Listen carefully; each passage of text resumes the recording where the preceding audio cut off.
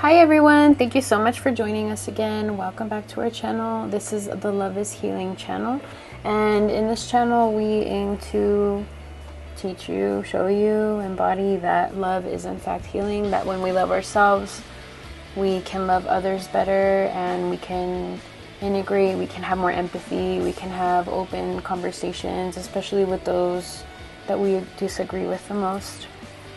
And yeah, we aim to have respectful dialogue and open-ended questions, and just, again, building that empathy and those connections with other people, especially those that believe differently from us. Also, we focus on psychoeducation and all things trauma, spirituality, honestly, just what comes up. All right, please like, share, subscribe, and comment if you have any comments on this video. Hi everyone, welcome back. I'm Magnolia and Jeffery, licensed clinical social worker. I have a certification in, what is it? Integrated mental health provision. And I also have a certification in, or several certifications, honestly, in teaching shamanic Reiki. I'm a shamanic Reiki master teacher.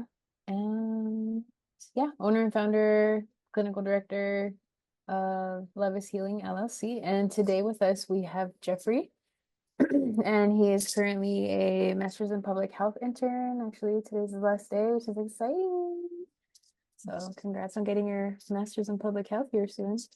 And I'll let him kind of talk a little bit about what it is that he does. But today we're going to be talking a little bit about EMF. It'll be a bit of a Q&A kind of, I don't know, video. So yeah, thank you for joining us.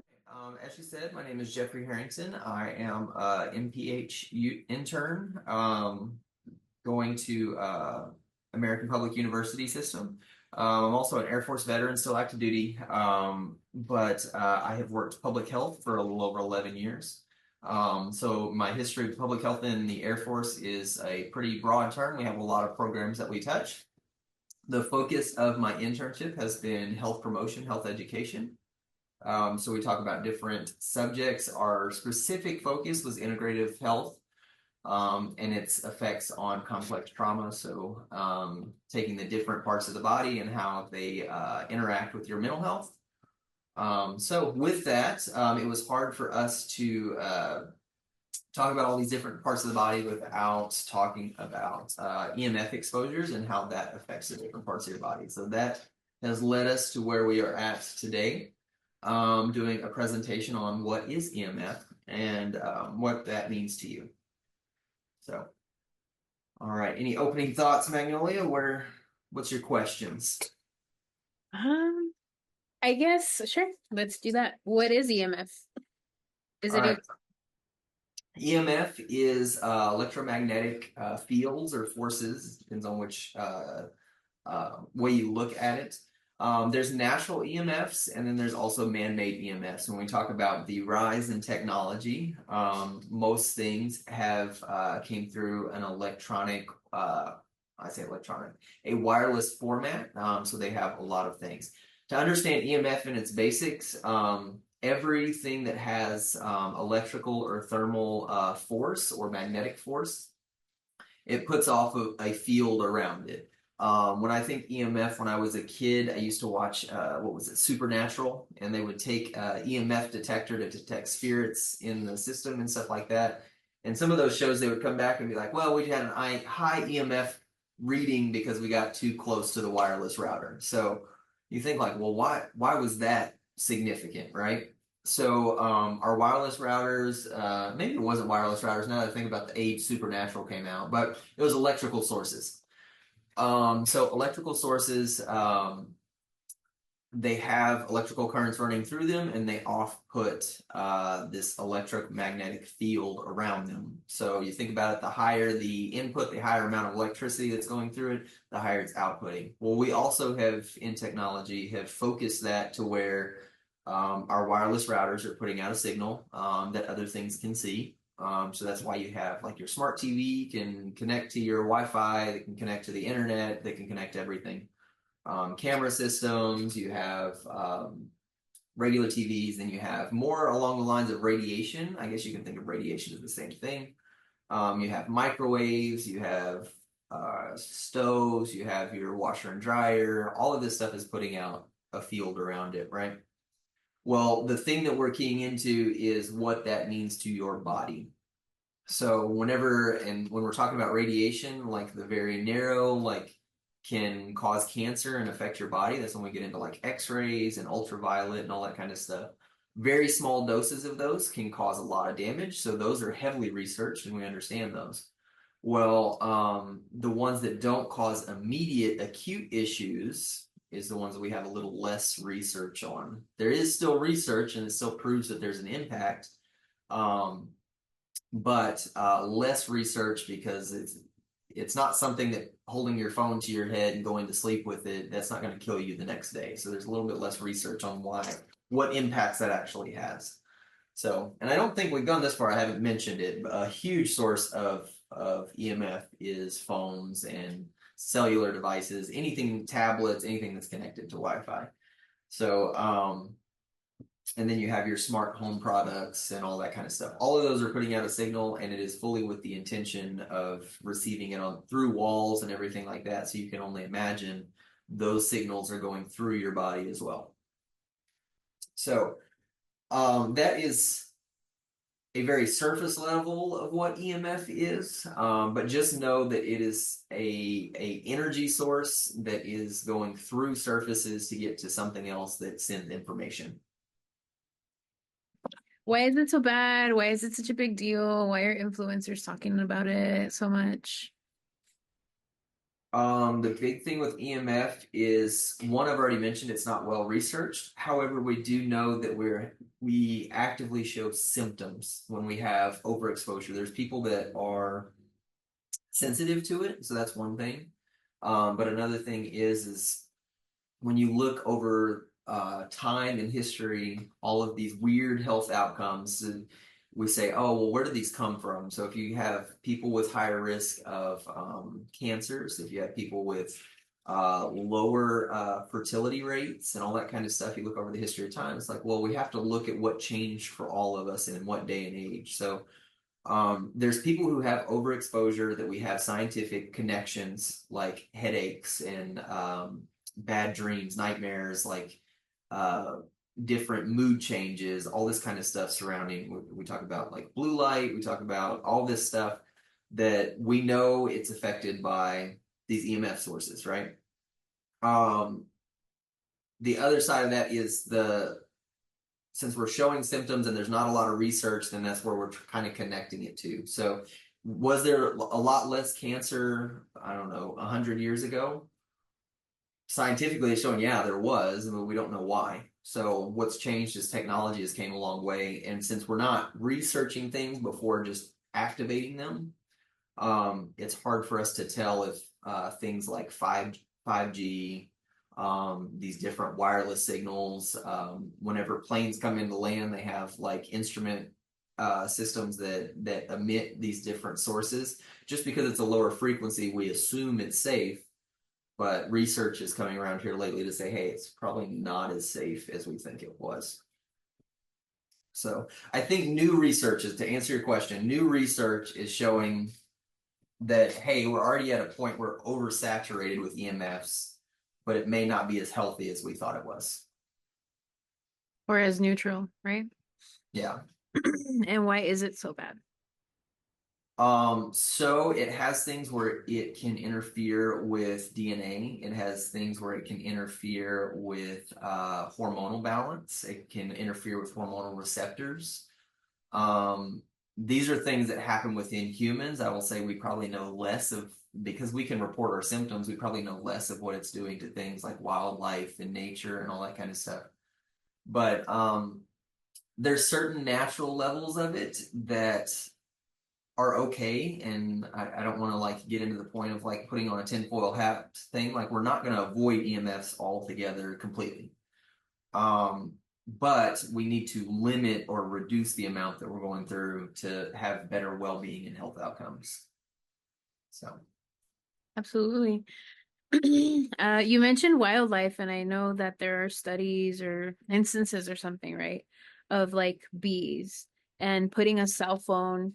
Even I think I can't remember, but like they put a cell phone in a beehive, and I don't remember if it was on or off. I think it was maybe on, and this happened, and then they turned it off, and the same thing still happened, even though it was off. But like all of the bees vacated the beehive when the cell phone was in there, and they left their queen bee in there. And that's not something that they ever do. So that tells you how dramatic, I don't know, the effects were. It tells you like how big of a deal it was to them if they were willing to leave their queen bee. And then I know that like insects in general really operate and navigate off of electromagnetic frequencies. I don't know, I'd be really interested in looking into migration patterns and how they have shifted, if at all, Yeah. with birds and things like that. But I that's think the one key thing I did see the study that you're talking about, where they're talking about activating around the bees. It didn't like actively kill the bees, but it dysregulated them enough that they were agitated and they weren't navigating correctly. So that shows you that there is a physiological connection um, to what we already assume is happening, right? So the bees, when they were around the phone, they got really irritated. Bees are very, if you ever studied how bees interact and stuff, if one bee sees something that's abnormal, they put off like a pheromone or something like that that tells the rest of the bees what to do with that. Well, whenever they were around different EMF signals, they either weren't, it's hard to tell. We couldn't set the bee aside and ask them what was happening, but they couldn't tell what the pheromone was that they were putting off, or they were freaking out because they thought they were under attack. Um, but it just shows the only thing that they changed in that environment was an EMF source. So it shows that there's some kind of connection, and maybe that could speak to in humans how like over EMF exposures we have changes in behaviors. In younger children, they're more sensitive to stuff like this because they're still developing. Um, so having different EMF sources around that can cause like different like mood swings or like unexplained behaviors and stuff like that. That could be some ties that we make as well. They talk about with young kids like limiting screen time, and a lot of times they talk about it with effects to blue light and their circadian rhythm, but it can also just be the EMF exposure as well that could be causing different developmental delays. So, not to jump off left field, but anyways, what was your next question? I have a comment on that. With children, they're more sensitive to EMF because their skulls are significantly thinner than an adult's. So, like, this isn't to scale, but let's say an adult's skull is that thick, a teenager's is maybe that thick, a child's is that thick, and then maybe like a baby's is that thick, right? So then more radiation can come in and impact the brain. And then with that, I mean, I'll speak a little to this, Jeffrey, and if you can kind of add to it. Let's see. I don't know. I guess what I know the most about is like a lot of EMF exposure can cause blood dysregulation, but blood sugar dysregulation issues. So then you start to see people with high blood sugar or high low, high low, high low, high low, high low blood sugar. But yeah, it elevates blood sugar, and then over time, what happens with that? So short term, blood sugar dysregulation. That looks like anxiety. It can look a lot like panic and different things like that. That's one thing. I live in a community, unfortunately, where there is a lot of mold in the houses. And so if you already have an underlying mold infection, the EMF only exacerbates that. So I do see a lot of people here with anxiety that I'm like, I wish that I can help you see the connection with that, but some people don't want to see the connection with that. Anyhow, so that's one thing. Like short term, it'd be like anxiety and panic, right? Because the body's just so dysregulated. It could also be things like ADHD, and on the opposite side. So, like, yes, with the high blood sugar, we have the hyper arousal, anxious, overstimulated, etc. With the low blood sugar, we have the hypo arousal. So we can see a lot of fatigue. We can see a lot of brain fog. We can see a lot of depression, concentration and memory issues and things like that. And I mean, that can be really tricky, right? I don't know. I feel like there was something more. Do you have anything to add to that right now? Um, the one thing that I'll add in here is when it comes to the EMF, when it comes to like young children and stuff like that, is there is like a connection. This is scientifically proven. There's a chemical connection to the EMF exposures that you have, and that chemical, I key into that because your hormonal system is based on chemicals. So if it's overproducing something or underproducing something, that can be how your body recognizes it as normal, and that can affect your development. So that's another key that I'll make there. Another thing is we're not talking about all EMF being bad, but just limiting it and understanding where it comes from. Understanding that the different protected cycles, like we're talking about sleep and stuff like that, that those also affect your growth, and then you start damaging your hormonal system and how it tracks those, your circadian rhythm, and all that kind of stuff. That can have lifelong implications as well. Not just I was exposed to EMF, I got cancer. Well, I was exposed to EMF, so now my hunger cycles don't work correctly. So now I have an eating disorder. Now I have like different things. I'm not saying one causative factor caused all of it, but I'm saying it is a contributing factor to something that you may be struggling with. So my brain went somewhere else, so I jumped off the question that you actually had, but that was where I was thinking. So Yeah, no problem. I mean, it jogged my memory. So, with what I was saying with the hypoarousal, EMF exposure and overexposure can also cause issues with mitochondrial health, and the mitochondria are the energy centers in your body. And so, if that's not functioning properly, you start to get a lot of inflammation and a lot of cell damage, and then just things in your body overall aren't working well. You start to have a lot of global inflammation, and you start to have weight gain and different things like that. And again, I mean, if it's impacting your cortisol and your insulin, I mean, that's impacting everything, honestly, right? And it can cause challenges with like estrogen, having too much estrogen and things like that. So that's kind of what I wanted to mention. I don't know. I think we talked a little bit about sources of EMF, what it is, why it's bad. What other questions might people have? um, I think a big thing is like I said, I'm already saying like, oh, well, limit your exposure and all that kind of stuff. There is other things that you can do to block or be more mindful around your EMF exposure. So I'm not saying to go rip all the electricity out of your house and live in the dark ages. You're still going to have that, but maybe removing certain things like noise machines, TV from the bedroom, believe it or not. Turning off Wi-Fi at night is a common thing. Um, whenever you have a device that you know, and I think you mentioned it on another one of our conversations, but whenever you have a device that is emitting a frequency, you know it's emitting a frequency. Like they mentioned, charging your phone in another room or away from you while you're sleeping. Um, Whenever it's plugged directly into electricity, it has a lot more power to put out that frequency. So that's kind of the thought process behind that is um, if you put your phone into airplane mode, that is one of the common ways to stop it from sending out frequencies. But also if you're charging it in another room away from you while you're sleeping, so it doesn't affect your sleep cycles and stuff as well. So that's another thing. You can limit it. Also, when we're talking about it having an effect on the chemicals inside your body, free radicals, antioxidants are really important.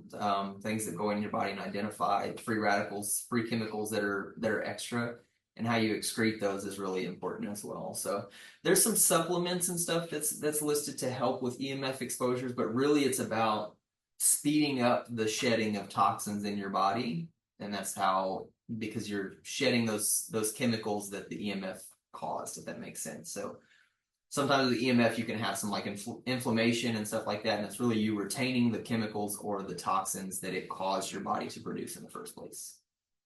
So, And it can get worse too if you have a lot of heavy metal toxicity in your body because I don't know, it acts as a conductor and things like that. Yeah.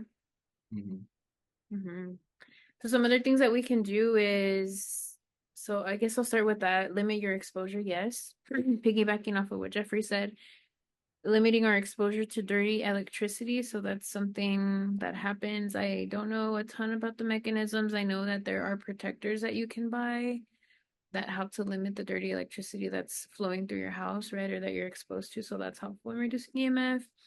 I was Yes. gonna have a second. I can expand on the dirty electricity. So this is actually pretty specifically a United States issue. It happens in other countries as well, but it's primarily a United States issue. So what we have is, in an ideal world, how electricity works is it's sent and received from the generator of electricity, and your appliances use it and return it. Right? So nothing is wasted. Comes into the product, cycles back, and that's just how electricity works. It's a loop.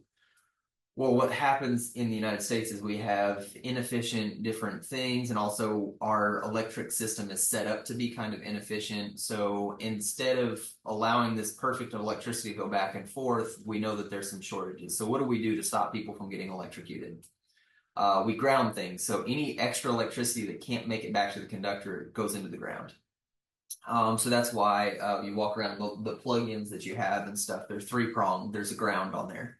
And that is a safety feature. I'm not saying remove the grounds from your home. It's just the way our system is set up.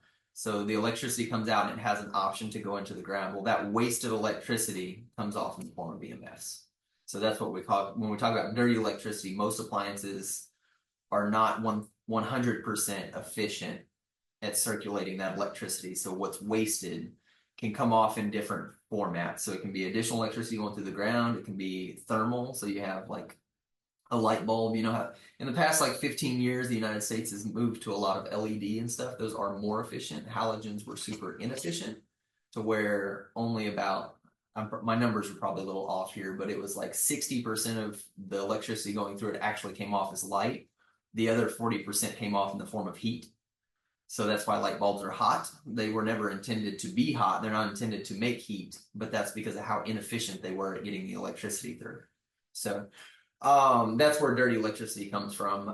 And it's better in the UK, but not 100%. So they still have grounding terminals as well. Thank you. And LEDs actually are really high in emitting EMF also. And then, yeah, turning off. So, I mean, trying to substitute those, even though, I mean, give and take, right? Incandescent, all that other stuff. I don't know. Worth exploring. And then turning off your router at night, absolutely, that'll help. Or more so than that, you could also get a wired connection for your internet, which I have, which is why I'm always in this corner here recording the videos. But that's something that you could do.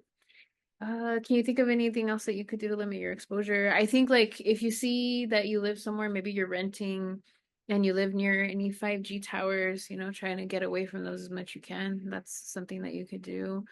Uh, Not driving an electric car because essentially you're sitting on a battery. And so you're getting a ton of EMF exposure. Did I miss anything that you can think of on limiting stuff? Um, some of the warnings out there is just keep electronic devices in general away from the bedroom. Yeah. Um, and then considering EMF protection products. So basically, the way the EMF protection products work, they work in a couple different ways. One is to divert the energy that's coming, one is to shield against it, and one is to absorb it. So some of the ones that you see, like some of the phone cases that are EMF exposure and stuff like that, really what they're doing is they're trying to limit the EMF coming out of one side. So if you have ones towards the screen or whatever, so you can hold the phone up to your ear. Believe it or not, some EMF protectors, so obviously, your phone is making the signal, you're going to use your phone, right? They actually have recommendations out there to, when you talk on the phone, to talk on the speaker phone and hold it away from your face. So you're not holding it so close to your head. They have other different things that you can do for like your bed. You can do grounding mats. You can do, they have recommendations to not use heated blankets because you're pushing electricity all around you. There's a lot of different recommendations out there. There's people that have different jewelry that absorbs EMFs more. There's supplements. You mentioned it earlier about the mold and mycotoxins. So those grow wildly and out of control whenever they're exposed to EMFs. So knowing that there is a certain level of bacteria and mold that's in your body at all times. So imagine you're putting yourself near something that grows at 600%. Um, that is something as well. So to help control your EMF retention, they talk about addressing the mold and mycotoxins in your body. So that's one thing. Yeah, thank you. You can also use grounding sheets. I guess I'll get into that. So this is more, again, kind of that protective wear. Yeah. So there's hats, beanies. This is an EMF protection beanie, so it's lined with Faraday silver fabric, right? That's pretty cool. I mean, I just got this one off of Amazon, but they have different ones. Lambs, LAMB, yeah, like the animal. I know they have some pretty solid products. A bit pricier than you'd find on Amazon, but yeah. They're one of the original people that I ever saw that had those products. There's also things that you can do to protect your thyroid, which, I mean, yeah, it kind of looks like a headband, but you could just wear it. I have one, but I can't seem to find it anywhere. EMF really impacts the thyroid too. And let's see. And honestly, I mean, some people posit that that's why a lot of people have a lot of thyroid issues these days because of that exposure. There are shirts that you can wear. I'm actually wearing one. Here, I'll show you. Give me a sec. Under here. So this is an EMF protection shirt. And then yeah, again, it's kind of lined with that Faraday fabric. So that's pretty cool. And that protects whatever it covers, right? So like all my organs that are under here, my heart, my chest, my lungs, my kidneys, my liver, my intestines, all of that stuff. The small intestine, the spleen, the heart are really susceptible also in particular to EMF exposure because they put out a lot of energy. There are hoodies that you can wear.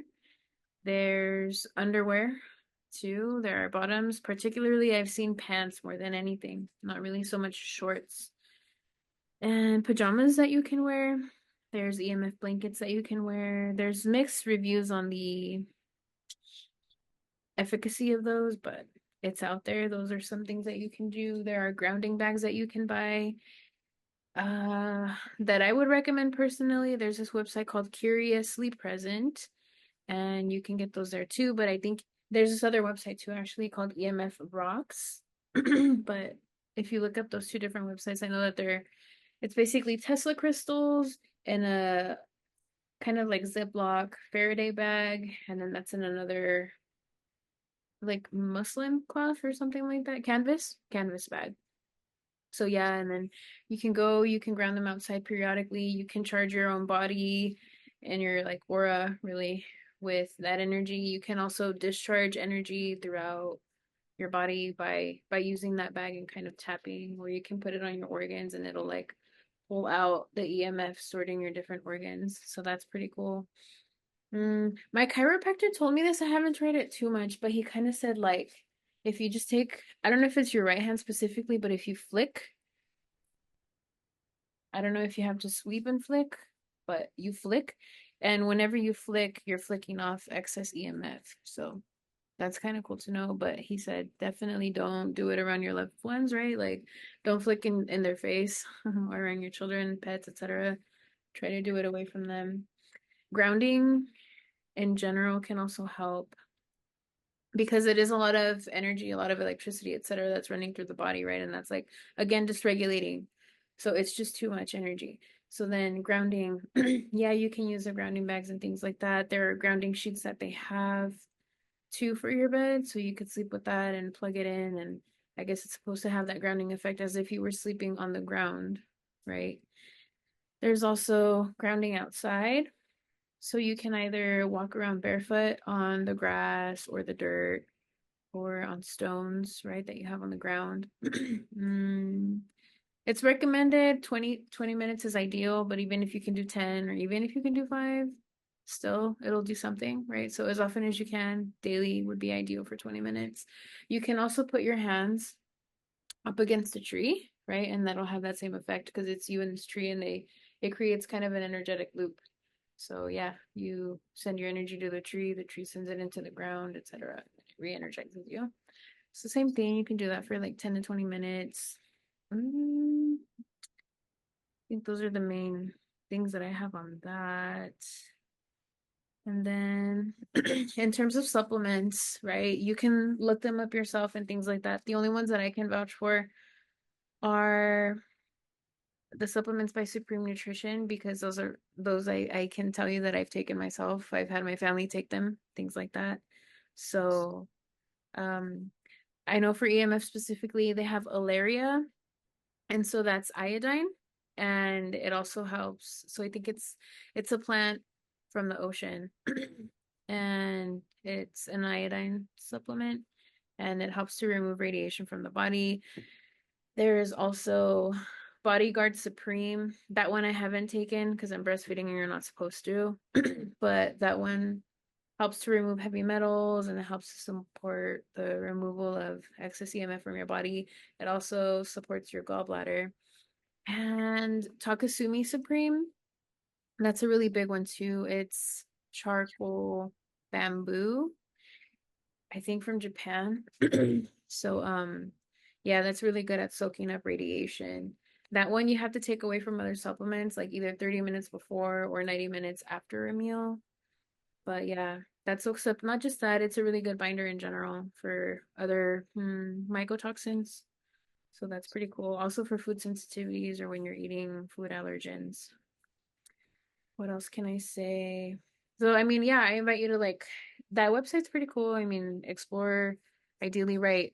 If you're gonna make any health changes, definitely see your healthcare provider if you can, right? And yeah, but that website's pretty cool and I can vouch again for those supplements and I know that they have a pretty clean sourcing. Also, I do have a daughter because we go to the chiropractor and so we get frequency tested when we go. And she's a toddler, and I know that she's had a lot of EMF exposure, unfortunately. So she had a lot of damage to her spleen because of that.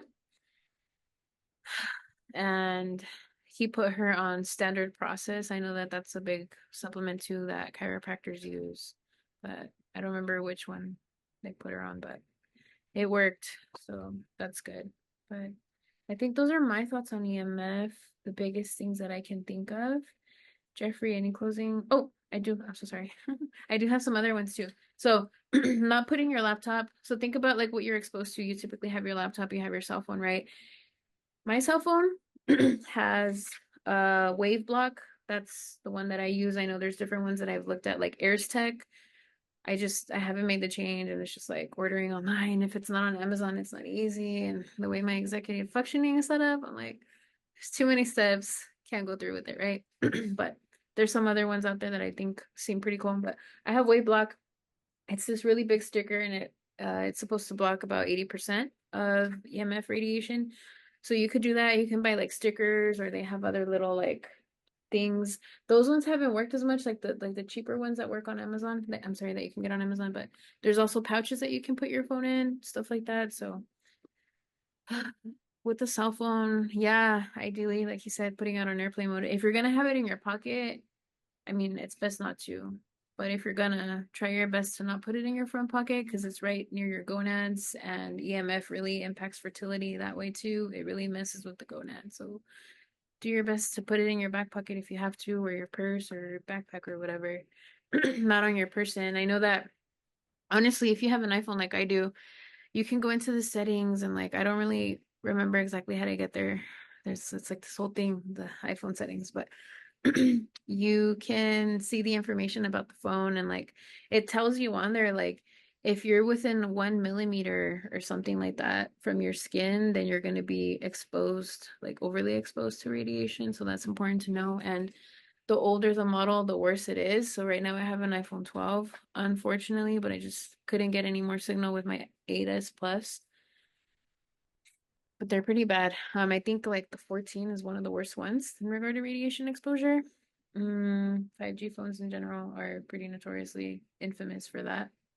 Then you think your laptop, so like if you can get a wired connection, that's best, right? If you're gonna be on Wi-Fi, fine. Try to keep it not on your lap because again, you're just soaking up that radiation. Wave Block does have stickers that again remove 80% of that EMF radiation. Have one, haven't put it on because of the executive functioning stuff. Maybe I can do it by the end of the weekend. I've had it for like 3 months and I haven't put it on. So there's that. They do have, I think, pouches too for the laptops and things. Yeah. Closing thoughts. Any other closing thoughts, Jeffrey? No, I think I'll just, as I've done before, I'll put in a shameless plug here to look at our integrative health series to see the different parts of the body and way you can support your wellness. This is one of the things that's affecting the population that we talk about a lot more in our series. But that I think is all I have for today. Thank you for that. On that note, yeah, we just started recording videos for a video library we're going to be starting. I still haven't picked a platform. I'm in the middle of making that decision literally today. So I'm going to pick a platform. We're going to put the training videos on there. So if you're a therapist of any kind right now, I'm going to see if I can like get them approved also as CEUs for like the other medical professions. What are they called? Uh, CMEs or something? Yeah. Mhm. Yeah. So I mean that'd be really cool if we could do that too. But right now it's for therapists and I can provide CEUs for the state of New Mexico and Texas currently. So we're gonna have that, but also just free workshops here, just kind of like if you could go to our website, we'll keep you posted. If you want to sign up for a newsletter, keep you posted on there too. Free workshops for the community, but also providing paid CEUs for clinicians. There's that. I'm not sure when I'm gonna post this. Right now we're at the end of August, but I'm gonna be doing a presentation at the National Association of Social Work Conference in Texas this year in November. That's exciting. It's gonna be on integrative health, so I feel like we're gonna really get the ball rolling on that here. So thank you for joining us, and yeah, we'll see you next time. As always, thank you so much for watching. We appreciate it. Please give us a like, share, subscribe. And you can find us at loveishealingllc.com for any bookings, trainings, collaborations, things like that. We're on Facebook, YouTube, and Instagram, and our handle is at loveishealingllc. Take care, everyone.